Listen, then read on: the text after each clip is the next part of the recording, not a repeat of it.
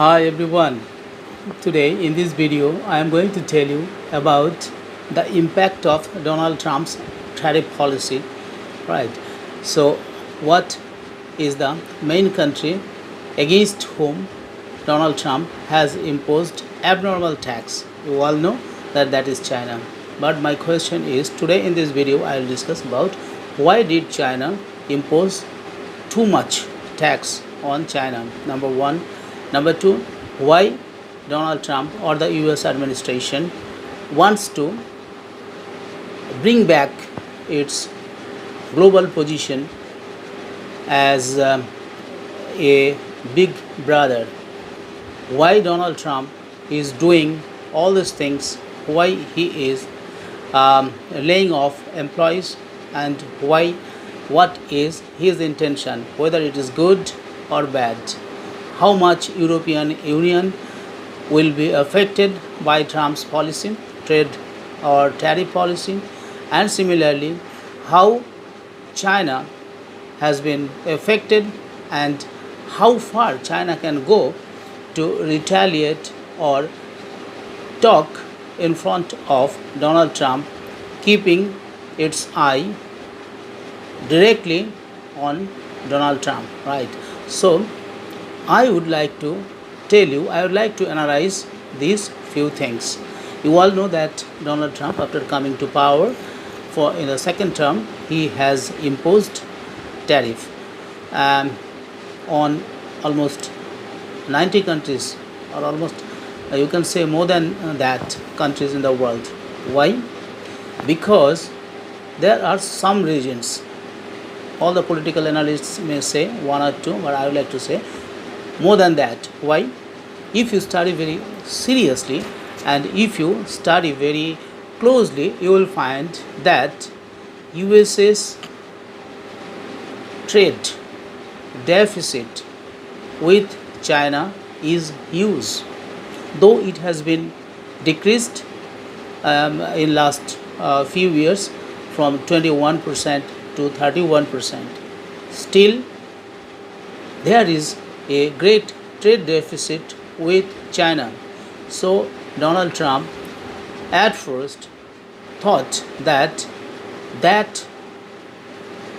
trade gap or tariff or trade deficit must be compensated, and there must be more tariff on China. Number one. Number two, US before election Donald Trump campaigned that he wants to make America great again. That was his policy, to make America great again. MAGA was his election campaign. Okay, so he wanted to make America once again rise as the leader of the global leader. He thought that the US position in the global arena is being waning. That's why he wanted to revive its position.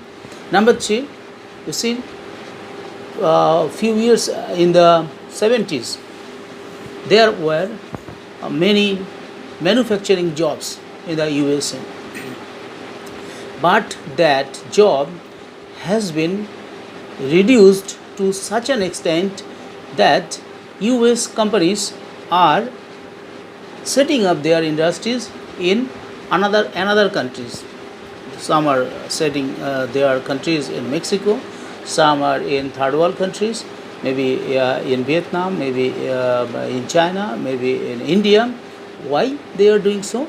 They are doing because a statistics says that if per hour cost of production of one goods in the US is labor cost is $30 per hour, it is only $12 in China. So imagine the difference. So that is why Chinese global leaders or manufacturers want to get their products manufactured in other countries, in third world countries where the labor charge or labor cost is low. Okay, so this is the first step, that what is the or what are the aims and objectives of Donald Trump and where the major problem lies. Okay, so in doing so, in making America great again, Donald Trump haphazardly imposed tariffs on different countries because Trump believes that whatever manufactured goods are coming into United States of America, they are enjoying a they are enjoying some discount, or they are selling their goods in the open market of the US without much tariff. That is why the trade deficit is going on. So he wanted to recover this position. That is why he imported tax. Okay, he imported tariff. That is the same thing. So in doing so, he brought an enmity and with China. Why? Because you will find that I was reading one book of Robert G. Charter, and he wrote a book. In the name of the book was The United States and Asia, where I find that there was, the book was published in 2020. You see, from I saw that in that book that the United States of America is afraid of China because China is now rising. China is now a threat to the US, not only China, including USA. According to him, according to Robert G. Charter, both China and USA, both China and India are threat to the US supremacy. But China is the major enemy to them. Okay, so because though the economy or the GDP of the United States of America is now almost $30 trillion, there China is having only $19 trillion economy. But the growth rate of Chinese economy is too much in comparison with United States. So always United States of America is thinking that how they can keep up their supremacy in the global arena and how China can be defeated, China can be harassed, China can be bullied, and China can be brought down from its present position economically. Not only economically, militarily, culturally, and educationally, infrastructurally. So from all these perspectives, the US is planning and thinking that if in this way the development of China continues, then there might be one day means within 20 or 30 years, China will overcome US. But what happens when Donald Trump wanted to keep up its supremacy, then it took some policies that were anti-US, that brought United States of America against almost all the countries. How those countries have been affected and why people in European Union or in Southeast Asia have gone against him or against US administration, in this video I will tell now.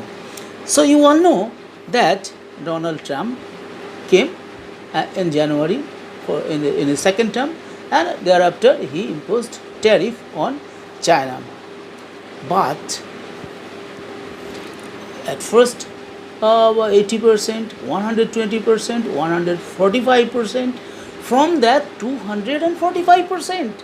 You just imagine, have you ever heard 240% tariff on one country? But China is not afraid of the USA. China has warned it is, quote unquote, not afraid. It is not afraid of a trade war with the United States, calling instead for a dialogue grounded in equality, respect, and mutual benefit. So, the discussion will be in such a situation where there will be equality, respect, and mutual benefit. Okay.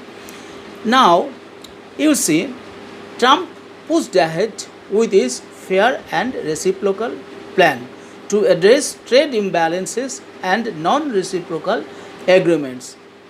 Donald Trump wanted to have or build its image, the image of the United States. He thinks that the prestige, the dignity, the dominance, the dominating power of United States have gone down or have come down. That is why he wants to make America great again, so that all the countries in the world will bow down their heads before US.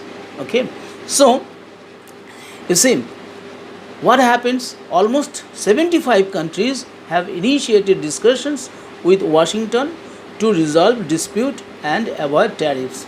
This is the aim. This was the aim of Donald Trump. Trump wanted that people should come and beg before him with their folded hands that please help. And then he will show his magnanimity before the poor and dependent, very mid-level economies or lower level economies. Okay, and this happened. But what happened? President Trump has also reiterated his stance on applying matching tariffs on other trading partners, including India. It has increased. How much? It has increased 26% and then 25%, 25% tariff on India also. Though Donald Trump is having very close relationship, very good friendship with our Indian Prime Minister Narendra Modi. But friendship is one place and business is another place. Nowadays, what I am observing, that the world is fighting, or the world leaders are one CEOs of a big company because they are behaving like CEOs. They are competing with each other for increasing their trade, for increasing their business, for increasing their tariff, for increasing their power as a whole, right? So I will say one thing. China has also retaliated similar tariff on USA, but at the same time it keeps its door of negotiation open. China said that we are ready to discuss with USA. Definitely we have no any problem. But at the same time, on Thursday, today is Friday. Yesterday, on Thursday, China said. What did China say? China. Today is Thursday. Yeah, today. So you see, China said that. What did he say? He said that it told a very good thing, that one who tied the bell must untie it. China said. Why? Because there is one proverb in China, that is, and China said in reply to USA's question or USA's comment. What did the United States President Donald Trump say? The president said that the ball is in China's court. Quote, the ball is in China's court, unquote. So, in reply to Donald Trump's quote or comment, Beijing said that Chinese Commerce Minister spokesperson, he Yongqiang cited a proverb, a Chinese proverb. He said, quote, "The person who tied the bell must be one to untie it," unquote. So implying that US should take the initiative in resolving the impasse. Why? Because United States of America initiated the problem. Okay, that is why America will have to resolve it. They should take initiative to do for discussion or for dialogue, so that these current impasse can be overcome. Okay, so this is a this tariff turmoil. It is really very painful. It is very shocking, because everywhere the impact has been fallen in every country due to U.S. Tariff declaration, U.S. tariff hike. Almost all the countries in the world have been hampered. Okay, now I will say that what is happening as a result of U.S. declaration of abnormal tax or tariff on Chinese goods. The Chinese President Xi Jinping has started touring to his neighboring countries or ASEAN countries. Why? Because he understands well that he should not avoid, or he should not discard his or its China's close aides or close partners, or these closing countries. Those ASEAN partners, those are situated near the South China Sea. Okay, so the Nation, Thailand newspaper, it is a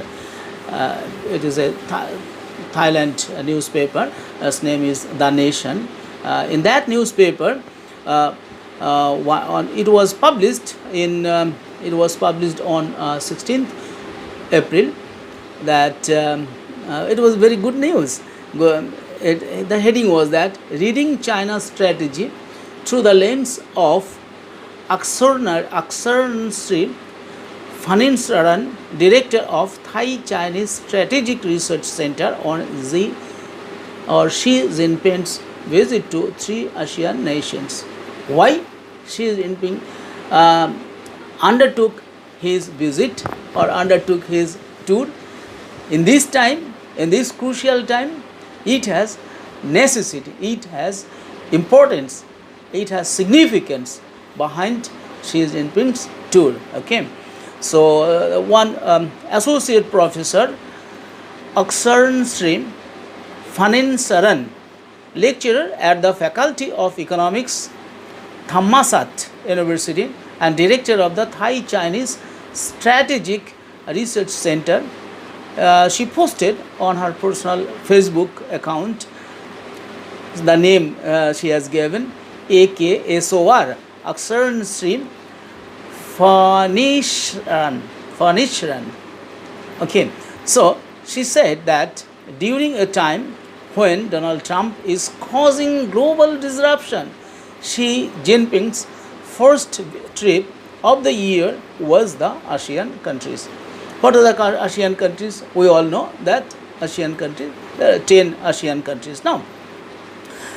So these 10 ASEAN countries are very nearby countries of China, and these are, what are these countries?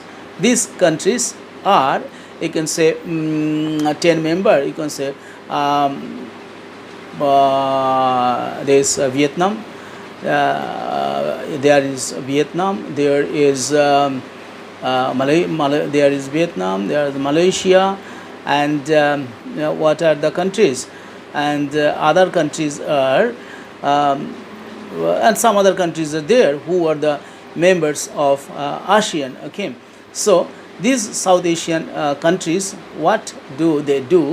They actually hold a big power, and they have almost there are 10 states of Southeast Asia. Okay, they aim that aims to promote economic. They aim to promote economic and security cooperation among its 10 members. This is their sole aim.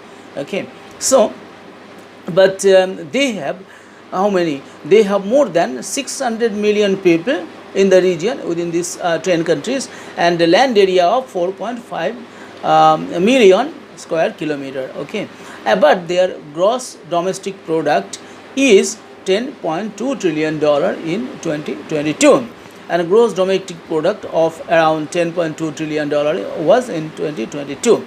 Okay, and consisting 6.5% of global GDP, whereas total GDP is $10.2 trillion only, whereas US is having how much? It's three times more than its GDP. Okay, and Xi Jinping is visiting all this country. Why?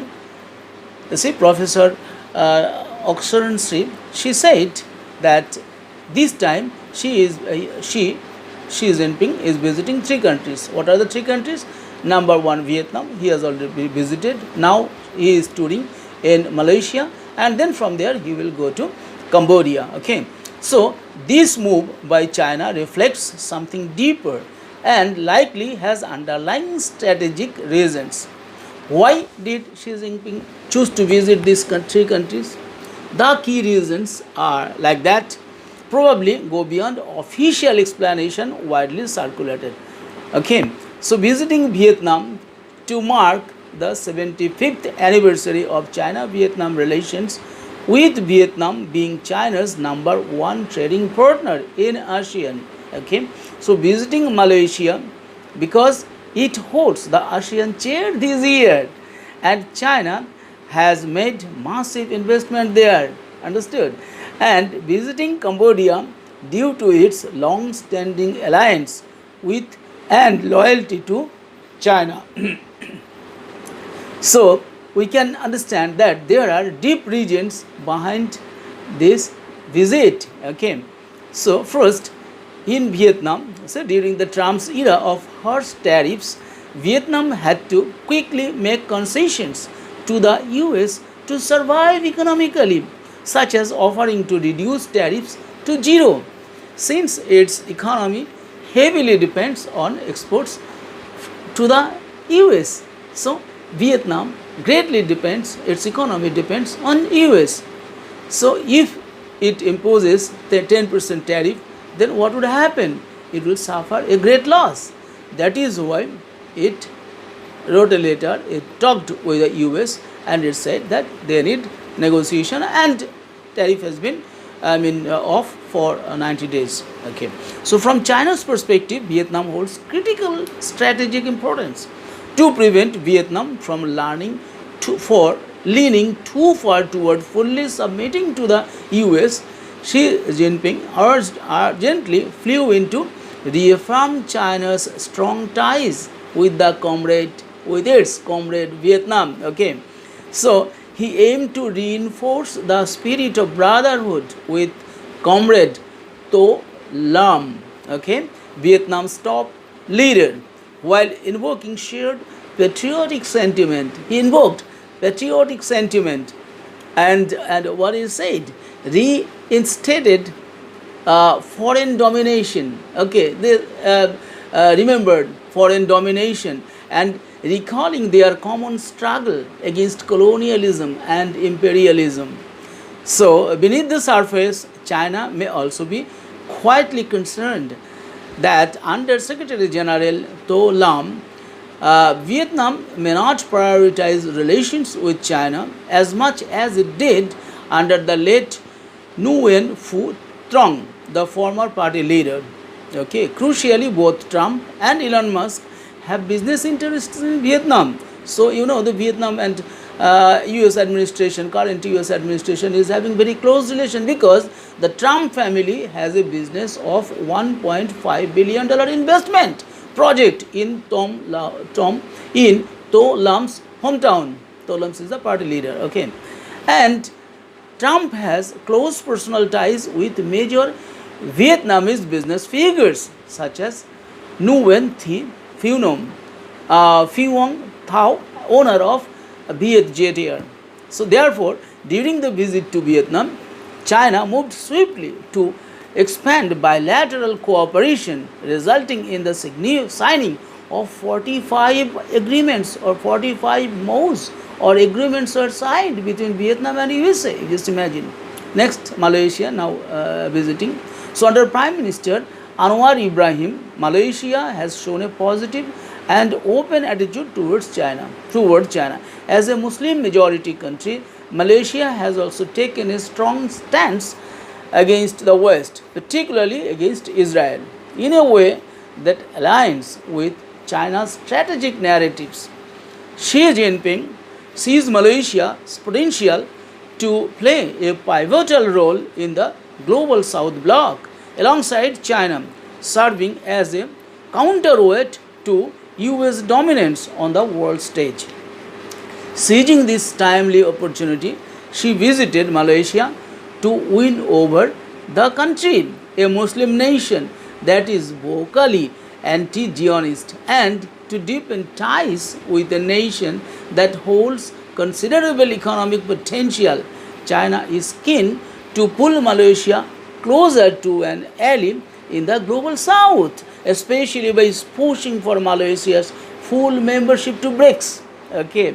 So moreover, under Anwar's leadership, Malaysia has warmly welcomed significant Chinese investments, including major infrastructure projects like the ECRL railway.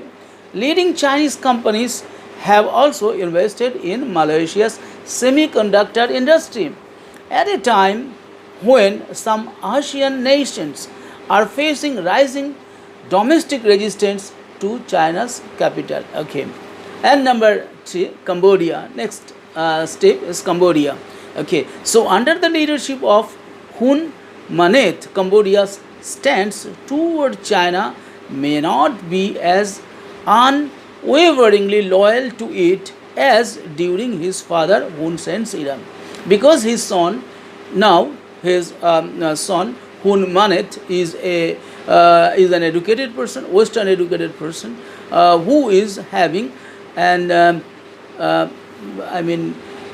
friendship, or he is bent towards the West, particularly USA. So as a modern-minded leader and educated person, Hun Manet, son of late Hun Sen, so and intellectually shaped by the West, Hun Manet may seek a more balanced foreign policy, potentially leaning less heavily toward China and engaging more actively with Western countries. So this is his fear. This is the fear of China. China thinks that if Hun Manet bends toward US, then there might be a problem in ASEAN. Okay, that is why he wanted to bridge the gap.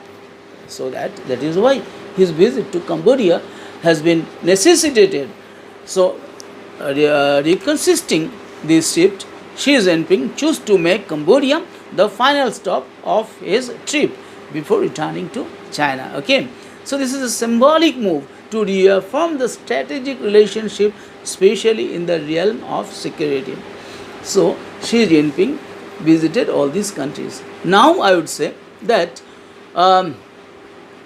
what is now I say that about it, I told about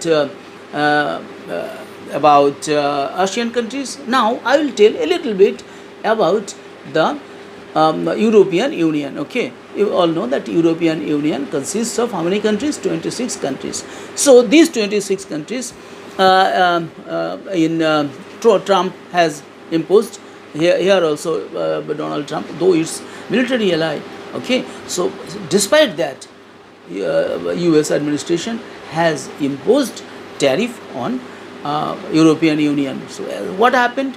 Now, President Donald Trump in the Oval Office in February 2025, what he did in February, Donald Trump insulted President Zelensky. Okay, so that had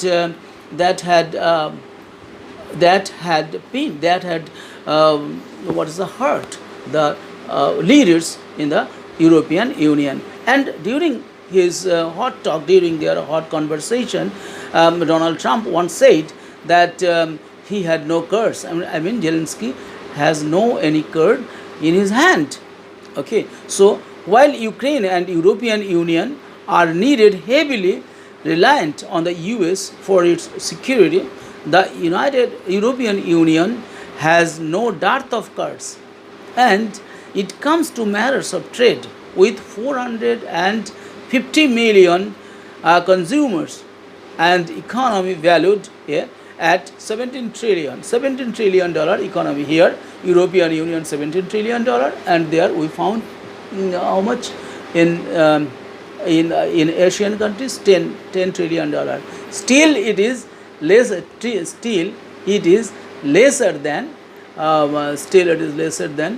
how much, except China, still it is lesser than US GDP. Okay, so that is why Donald Trump knows these things, everything he knows. That is why he dares to impose its position, impose its dictatorship on others, on other countries. Okay, on 9th April, the European Union approved its first set of retaliatory tariffs on the US and levied in response to the 25% US tariffs imposed earlier this year on European Union steel and aluminium imports worth 26 billion euros, with the exception of perennial outlier Hungary.